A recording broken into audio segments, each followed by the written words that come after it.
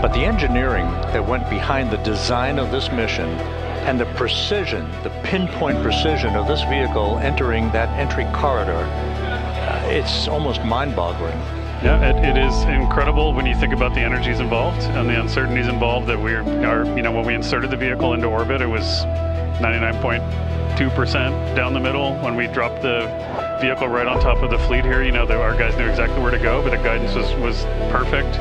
And it's interesting. I've got this question a lot over the last few weeks about, we did this before 53 years ago, and that.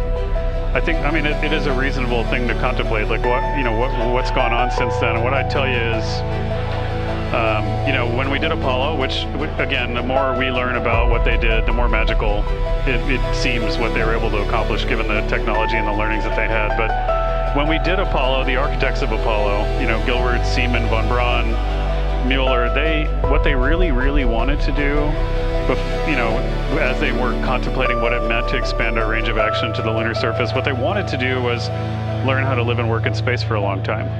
They wanted to do that first before they were confident they could expand their range of action to the moon. Now, of course, the politics of the time and the mission at the time was different, and so they had to go straight to the moon and bring people home. And then after that, the program kind of lost its momentum.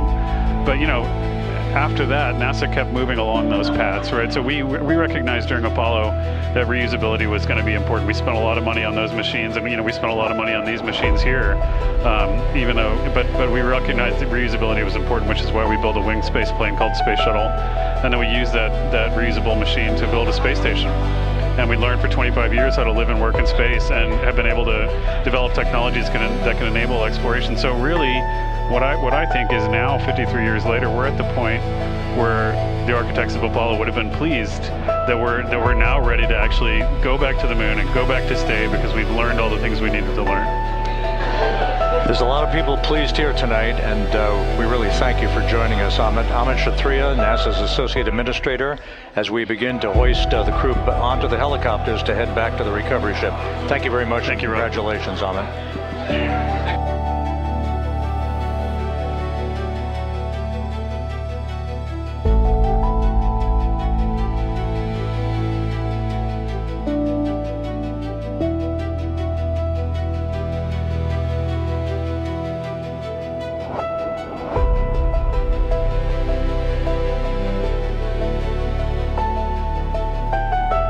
This is Mission Control Houston, with the crew members now beginning to be hoisted aboard the Navy helicopters.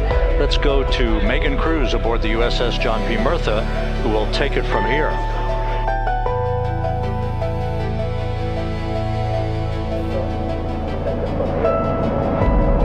Hey Rob, yeah, back on the bow of the ship here, we are seeing the helicopters circling Orion, the first one there, having just completed picking up the first astronaut. Kilo 2 now, hovering just 40 feet above the front porch, lowering a recovery specialist out of the helicopter. All right, and now here we see pilot Victor Glover and mission specialist Christina Cook sitting on the edge of one of the helicopters, looking in great spirits. That familiar smile and laugh from Victor, I can see it from here. Christina, I'm sure, feeling the same way, just blocked a little bit by our camera here, but we'll see her here shortly. A photographer taking their pictures. Victor saluting folks on the flight deck. They look like they're in great spirits. Happy to be home, I'm sure.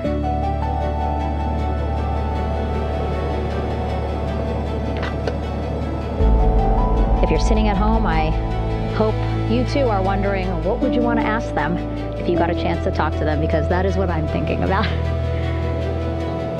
Getting the opportunity to talk to or ask questions of these 4 astronauts who just made history as the first crew to return to the moon since 1972.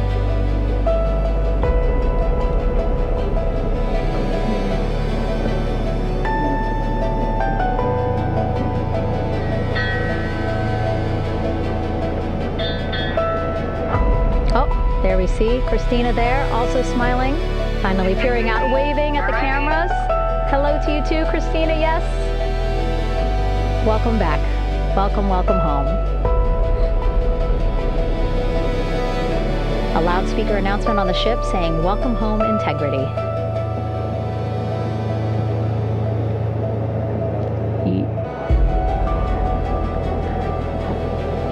Victor in great spirits. I can't see who he's talking to, but I kind of think that he might be talking to his other two crew members. Shouting from across the flight deck, congratulations to one another.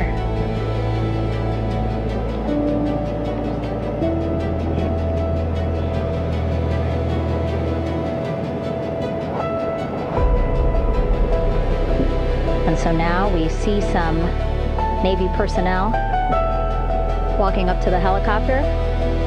This is again the first helicopter carrying pilot Victor Glover and mission specialist Christina Cook. Both have taken off their helmets now.